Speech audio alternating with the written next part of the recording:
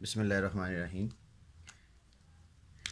BSc का ये chapter है जिसे हम अब एडीबी के नाम से जानते हैं, चैप्टर नंबर 10। चैप्टर का नाम है simple regression and correlation. And यानी यहाँ पे दो टॉपिक हैं, एक टॉपिक का नाम है सिंपल रिग्रेशन और दूसरे टॉपिक का नाम है कोरिलेशन। तो सबसे पहले हम इसमें डिस्कस करेंगे सिंपल रिग्रेशन को। सिंपल रिग्रेशन, सिंपल रिग्रेशन की मैं डेफिनेशन अगर आपके सामने लिखूं तो बड़ी सिंपल है। कहता है dependency of one dependent variable onto one independent variable is called simple regression। इस कंसेप्ट को समझिएगा, बड़ा आसान कंसेप्ट है। ये कंसेप्ट बेसिकली ब्रिटिश बायोमैथमेटिशियन थे sir Francis Galton. Sir Francis Galton वो ये कहते थे कि किसी एक डिपेंडेंट वेरिएबल की जो डिपेंडेंसी है ओवर इंडिपेंडेंट वेरिएबल, उसको हम जो एनालाइज करते हैं, मेजर करते हैं, उसको सिंपल रिग्रेशन कहते हैं। मिसाल के तौर पे अब यहाँ पे ये बात समझने वाली है कि इसमें दो वेरिएबल इन्वॉल्व हैं, एक है डिपेंडेंट वेरिएबल और एक है independent variable. Sir Francis Galton ने इसके लिए जो मिसाल पुट की वो थी पेरेंट्स और चिल्ड्रन की हाइट्स। अब ये देखिएगा ज़रा, मैं यहाँ पे लिख रहा हूँ चिल्ड्रन। अब चिल्ड्रन की हाइट जो है वो डिपेंड कर रही है पेरेंट्स की हाइट पे। अगर पेरेंट्स की हाइट ज़्यादा हो तो अमूमन चिल्ड्रन की हाइट ज़्यादा होती है। तो इसका मतलब ये हुआ कि चिल्ड्रन जो हैं वो डिपेंड कर रहे हैं, किस पे डिपेंड कर रहे हैं? ओवर पेरेंट्स पे। तो यहाँ पे पेरेंट्स डिपेंड नहीं कर रहे, चिल्ड्रन डिपेंड कर रहे हैं। इसका मतलब ये हुआ कि पेरेंट्स कहलाएंगे इंडिपेंडेंट वेरिएबल, जबकि चिल्ड्रन जो है ये कहलाएंगे डिपेंडेंट वेरिएबल, क्योंकि चिल्ड्रन की हाइट डिपेंड कर रही है पेरेंट्स पे। तो इस सारे कॉन्सेप्ट को जब हम एनालाइज करते हैं उसको हम कहते हैं सिंपल रिग्रेशन।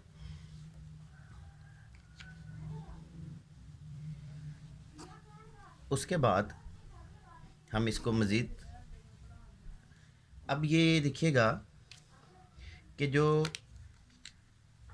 रिग्रेशन है इसका मॉडल है, मॉडल, ठीक है जी। अब मैं ये मॉडल यहाँ पे लिखता हूँ, ज़रा बात समझिएगा। एक होता है रिग्रेशन मॉडल, एक होता है मैथमेटिकल मॉडल। दोनों में फ़र्क देखिएगा क्या है।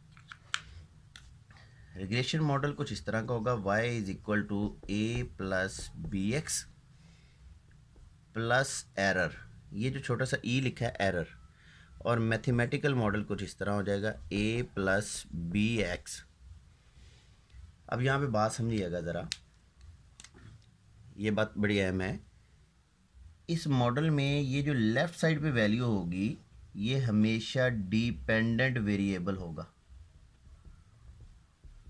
आई होप कि आप ये बात समझ गए। और जो राइट साइड पे वेरिएबल होगा ये इंडिपेंडेंट वेरिएबल होगा। ये जो ए और बी हैं ये दोनों पैरामीटर्स कहलाते हैं। अब ये जो छोटी सी एक चीज़ है जिसको हमने ई से शो किया है, ये बेसिकली क्या है? ये है आपके पास एरर टर्म। जब हम क्वेश्चन हल करेंगे तो इसका कोई वहाँ पे यूज़ नहीं हो रहा होगा। मैं थोड़ा सा वैसे आपको समझा देता हूँ, क्योंकि स्टैटिस्टिक्स में हम पॉपुलेशन पे नहीं सैम्पल की बुनियाद पे रिज़ल्ट निकालते हैं, तो पॉपुलेशन और सैम्पल के रिज़ल्ट में फ़र्क तो आता है। तो वो जो फ़र्क है उसको मैनेज करने के लिए हम यहाँ पे पुट कर देते हैं। हम जब हल करेंगे तो हम इस मॉडल से क्वेश्चन को हल करेंगे, क्योंकि ये रिग्रेशन मॉडल में एरर है, मैथ में एरर नहीं होता, मैथ में एग्जैक्ट वैल्यू होती है, इसलिए यहाँ पे एरर नहीं आएगा। तो हम इस मॉडल से क्वेश्चन को हल करेंगे। अब मैं इस मॉडल को थोड़ा सा मज़ीद आपको समझाता हूँ, उसके बाद हम क्वेश्चन की तरफ चलेंगे। ये देखिएगा, क्वेश्चन में जो हम हल करेंगे वो बेसिकली ये मॉडल ही हल करेंगे हम, a+bx। दो किस्म के मॉडल यूज़ होंगे, एक y/x, मैंने जैसा कि बताया कि लेफ़्ट साइड पे होता है डिपेंडेंट वेरिएबल, राइट साइड पे होता है इंडिपेंडेंट वेरिएबल। ये दोनों पैरामीटर्स कहलाते हैं, ठीक है जी। इसमें ये जो a है इसका एक और नाम भी है, इसको हम इंटरसेप्ट भी कहते हैं। ये जो b है इसका एक और नाम भी है, इसको हम स्लोप भी कहते हैं। ये जो b है इसका एक और नाम भी है, इसको हम रिग्रेशन कोफिशिएंट भी कहते हैं। अब एक छोटी सी बात आप समझिएगा कि हम रिग्रेशन में इस मॉडल को हल करते हैं।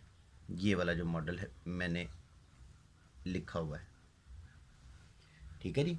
इसमें ये जो दोनों वेरिएबल्स हैं y और x, यानी डिपेंडेंट और इंडिपेंडेंट वेरिएबल, ये क्वेश्चन में आपके पास हमेशा गिवन होंगे।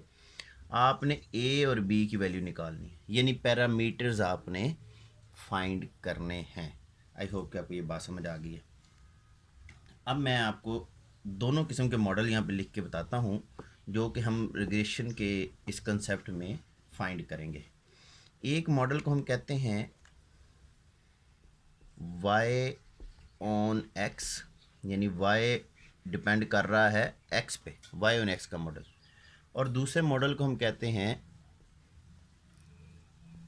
x/y, यानी इसमें x y पे डिपेंड कर रहा है।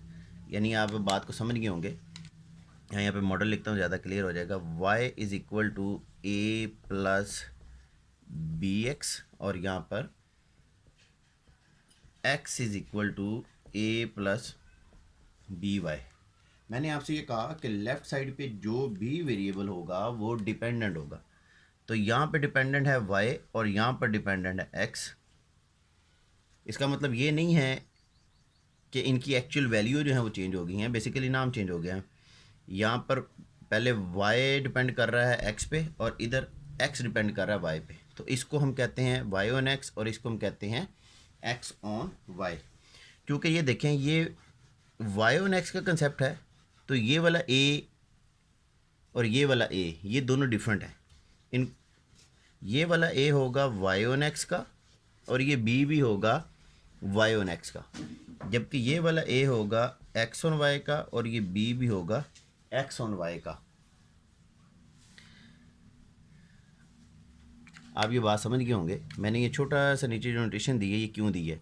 ये शो कर रही है कि ये a y/x का है और ये b भी y/x का है, जबकि ये a x/y का है और ये b भी x/y का। अब होगा क्या, क्वेश्चन में वो आपसे पूछेगा कि आपने y/x फाइंड करना है या x/y फाइंड करना है।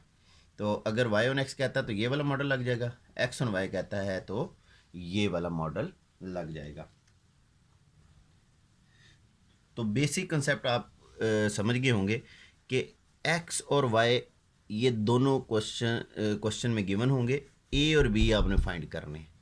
तो आपके लेवल में जो कंसेप्ट है ADP का, उसमें a और b आपने फाइंड करने हैं।